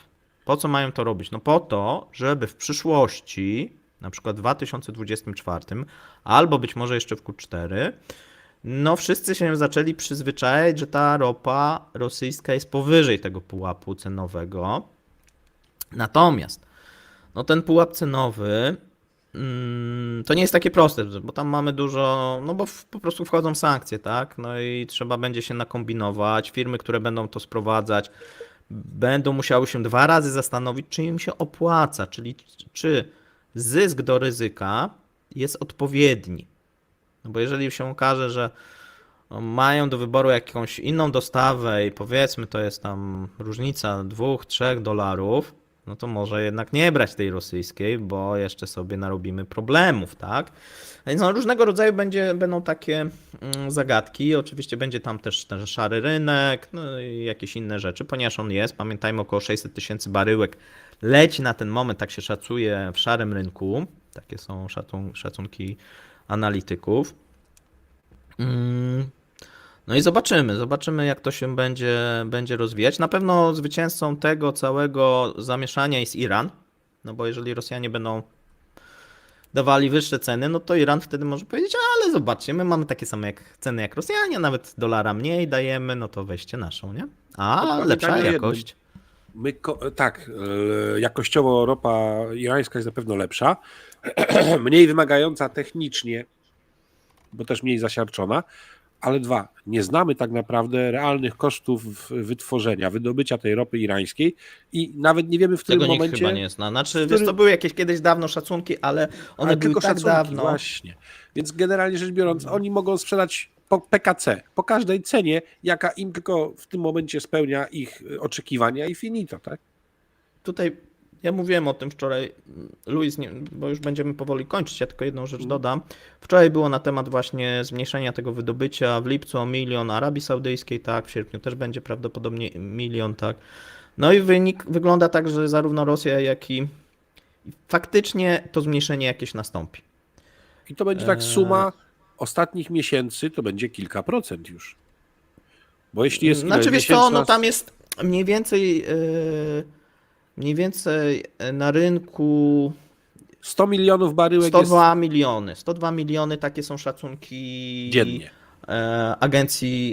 agencji energetycznej, że takie jest zapotrzebowanie. W tym momencie jest, wiesz co, dokładnie 101,58, natomiast oni jeszcze spodziewają się wzrostu. Natomiast cały ten wzrost jest jak gdyby oparty na Chinach i na wzroście w tych Chinach, a on nie następuje i tu jest jak gdyby problem, bo do tej pory oni cieli, bo na przykład mamy, no przechodzimy do tego wczorajszego live'u, no dobrze, ale to powiem. Ale Oni też nasz cieli- czwartkowy mówiliśmy o tym, Oni o cieli recesji. od listopada OPEC Plus ciął, ale kraje inne, w tym Stany Zjednoczone, Nigeria i tak dalej, zrównoważyły. A więc no, te cięcia jak gdyby nie przyniosły efektu, no bo jakby przyniosły, no to pewnie byśmy mieli inną cenę ropy, a ponieważ te kraje inne zwiększały tą produkcję, no to ta ropa cały czas utrzymywała się, jeżeli chodzi o pierwsze półrocze, nisko. Natomiast jedną rzecz trzeba sobie powiedzieć, bo jeżeli Rosjanie będą walczyć o ten pułap cenowy, żeby go przekraczać, no to trzeba sobie powiedzieć o dwóch rzeczach. Pierwsza, że mówimy o rynku spotowym i kontraktach, takich krótkoterminowych. Natomiast i dlaczego oni też walczą? Chodzi o to, żeby te ceny ze spotu, bo bardzo często są wpisywane formuły kontraktów długoterminowych. I o ile w tym roku tym firmom naftowym to przyniesie straty, ta walka o pułap cenowy, zaraz powiem dlaczego może przynieść straty, a przede wszystkim rosyjskiemu budżetowi, to za jakiś czas może to pozytywnie się przełożyć. Dlaczego? No dlatego, że w tych long termach, kontraktach długoterminowych, tam są często brane średnie. A więc jeżeli ta ropa rosyjska zacznie powoli rosnąć i się będzie utrzymywała na wyższym poziomie, no to za jakiś czas ta cena będzie również brana do tych kontraktów długoterminowych. No i to oczywiście każdy kontrakt z każdą tam firmą, tą większą rafinerią indyjską czy tam chińską, on się pewnie różni. I to będzie tam różnie wyglądać, no ale powiedzmy sobie, możemy tak przyjąć, że tam oprócz tego to są najczęściej savingi, czyli takie mieszane, gdzieś mamy część w fiksie i część właśnie indeksową. I to jest jak gdyby jedna rzecz, po co oni mogą coś takiego robić. Natomiast jest jeszcze druga rzecz, o której to trzeba sobie powiedzieć. Próba wymuszenia na rynku wyższych cen będzie miała swój koszt. I ten koszt będzie zmniejszony wolumen. No i to jest teraz pytanie, o ile im się zmniejszy. I tego nie wiemy. No i to oni sobie będą musieli przetestować na żywym organizmie. Czy to będzie 1 000 000, czy będzie 700 000, czy będzie 1,5 miliona, nie wiemy, zobaczymy, będziemy sobie to na bieżąco śledzić. Natomiast jest jedna rzecz podstawowa dla tych firm naftowych, która w krótkim terminie jest pozytywna. Rentowność. Bo przez to, że rząd jak gdyby umożliwia im, bo wcześniej tak naprawdę to głównie rząd i Putin blokował zamykanie tych odwiertów, a teraz mają jak gdyby, wiesz, kilka rzeczy. A więc przez to, że rząd sam nakłania do zmniejszenia tej produkcji i przez to, że ta produkcja no, będzie jak gdyby mniej chętnych, no bo cena będzie wyższa, większa konkurencja tak, i tak dalej, i tak dalej, No jednostkowy więc będą zysk mniej na produkować. jednostce pojemności będzie większy. To im się poprawi rentowność, przynajmniej w tym krótkim okresie. Czyli będą mogli pozamykać sobie na przykład pola, które przynosiły im stratę z jakichś tam względów, tak? Czy które były wyeksploatowane. No z tym zamykaniem też jest problem, bo wcześniej rząd dokładał do tego zamykania, a w tym momencie on powiedział, że do czopowania tych nie będzie dokładał i do rekultywacji tych pól. No to zobaczymy jak to wyjdzie, bo to może być problemem, no ale może nikt się nie będzie tym przejmował, nie? Czyli zamkną, będzie koszmarnie to wyglądało, ale kto tam się będzie w Rosji przejmował takimi rzeczami? To nie jest Europa. Zresztą w Europie tak chyba mało mamy pól naftowych, jeżeli chodzi o ląd, tak? Nie mówimy tutaj o szelfie i morzu. No w każdym bądź razie dla firm naftowych wydaje się, że to jest odpowiednia strategia i ona powinna być przyjęta, żeby przetrwać. W długim terminie oczywiście no jest problem tego, że jeżeli się zmniejszy tą produkcję, jeżeli to będzie na przykład więcej niż o ten milion, no to będzie problem potem z odbudową tej produkcji, szczególnie jeżeli popatrzymy sobie na te punkty wyżej, czyli wyjście tych graczy do obsługi pól naftowych. No bo nie będą mieli technologii na tych trudniejszych, bo oni w tym momencie korzystają cały czas z tych pól naftowych sowieckich, gdzie mieli tą tak zwaną ropę łatwo wydobywalną. No zresztą zawsze jest tak, najpierw wydobywamy ropę, którą się łatwiej da wydobyć, no z grubsza, chyba że mamy jakieś tam rezerwy strategiczne, tak jak Amerykanie sobie tam nałożyli, że z pewnych części zatoki nie wolno wydobywać i z pewnych tych, bo to jest jakaś tam rezerwa strategiczna, nie? Natomiast w Rosji czegoś takiego nie ma, a więc oni sobie wydobywają najpierw z tych pól i wydobywali, z których jest łatwiej wydobyć, a z tych powiedzmy, nie wiem, szelfowych czy jakichś innych, no to są koszty kapeksowe, czyli trzeba zainwestować, trzeba mieć odpowiednią technologię, czyli trzeba mieć dwie rzeczy w tym momencie, technologię i kapitał. No i oczywiście te firmy mogą liczyć, że no kiedyś ta wojna się skończy, no i wtedy jakieś firmy z zachodu przyjdą. No i pomogą, no bo same nie dadzą rady, tak? No i wtedy będziemy się martwić. Natomiast no to jest taka strategia, no tu i teraz, żeby przetrwać, nie? No, wydaje się, że to rozsądnie robią. Natomiast jest jeszcze ten drugi minus, no przez to, że będzie mniejszy wolumen, no to te wpływy budżetowe przynajmniej w krótkim terminie, no będą mniejsze. Nie? Mogą się okazać niższe, albo konstans, tak? No w zależności tam, jak to będzie wyglądać.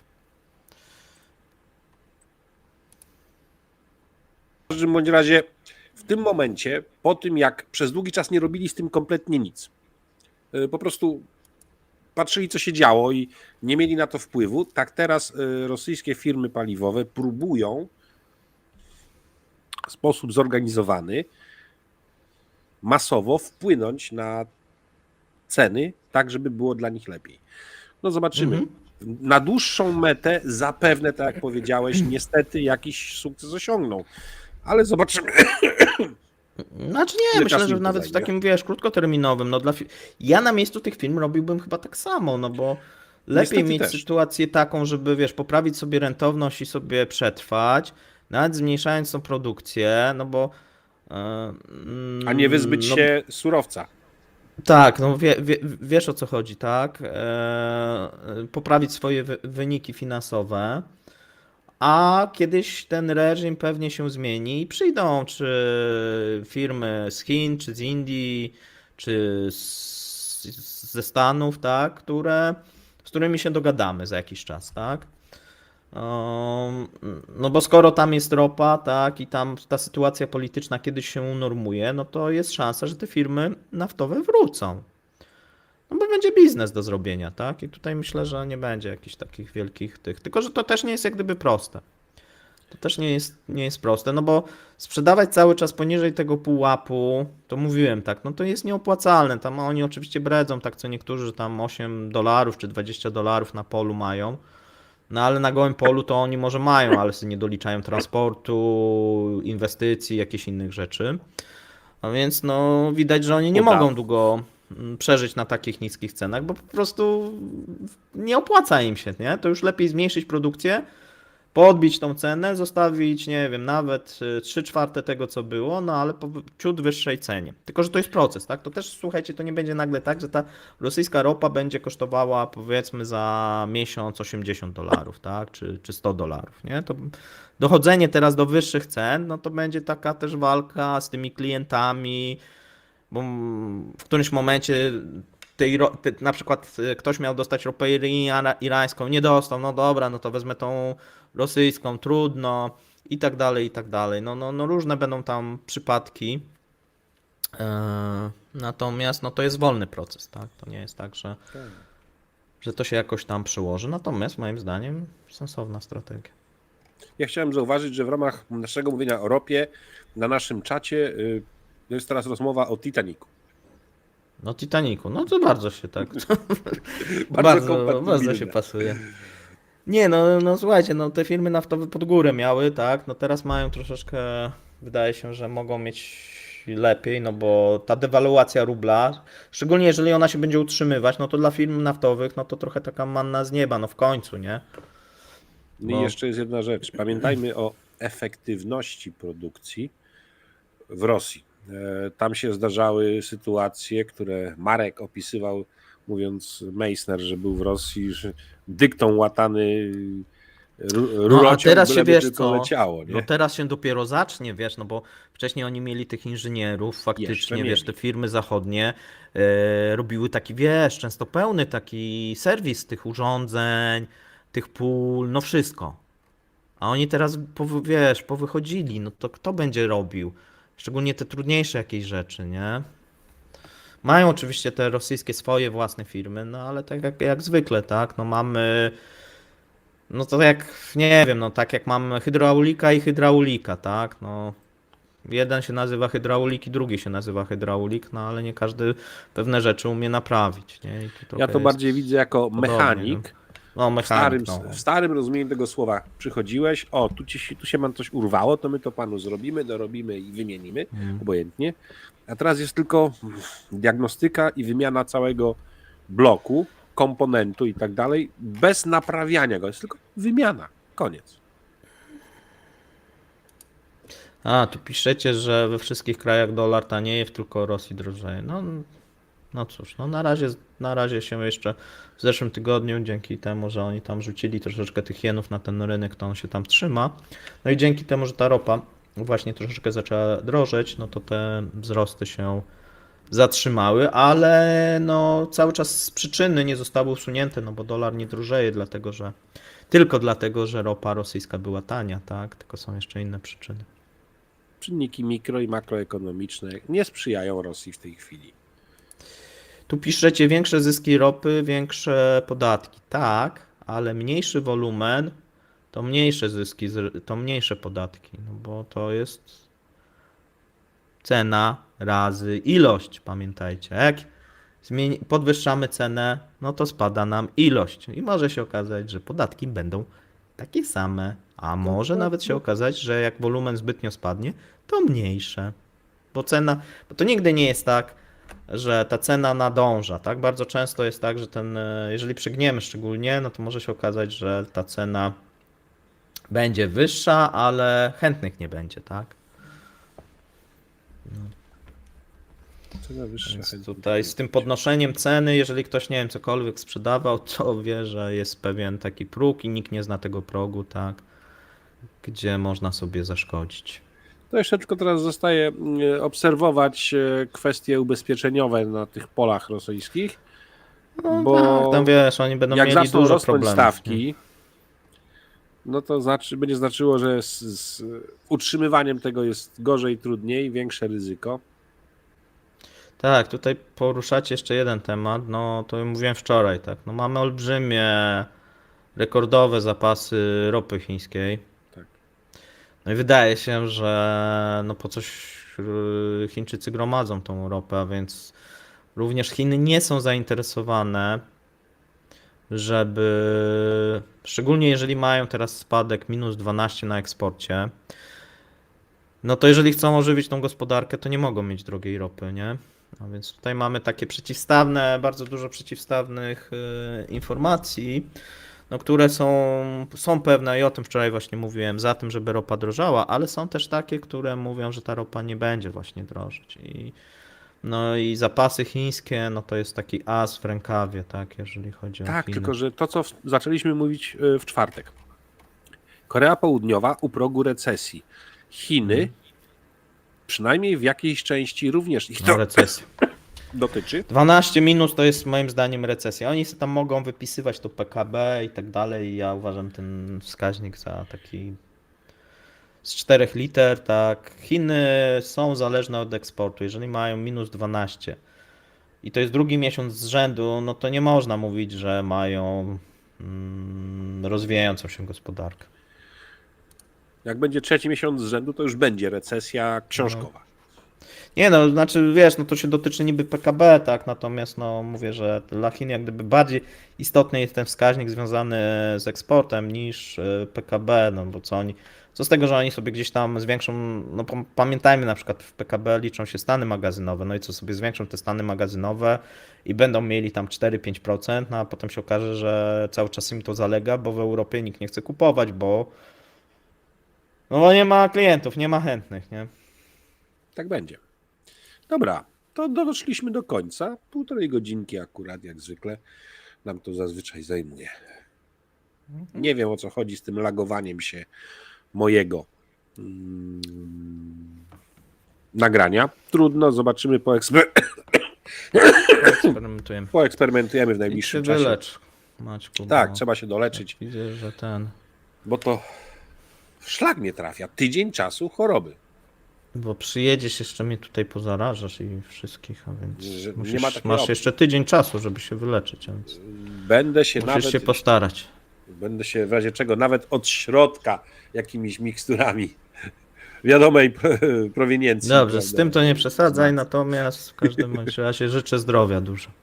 Nie dziękuję, żeby nie zapeszyć, natomiast Państwu, jeśli się podobało, życzymy, żebyście nacisnęli lajka, żebyście zafollowowali czy to Kremlinkę Show, czy to Kapitana Lisowskiego, żebyście lewali rady z reklamami, żebyście, jeśli macie na to ochotę, zachęcamy do wspierania nas, czy to przez Top Chat, który tutaj macie, na którym przecież piękne życie się toczy podczas każdego live'a, przez YouTube'a, przez Patronite i przez wszystkie sposoby opisane na naszych kanałach.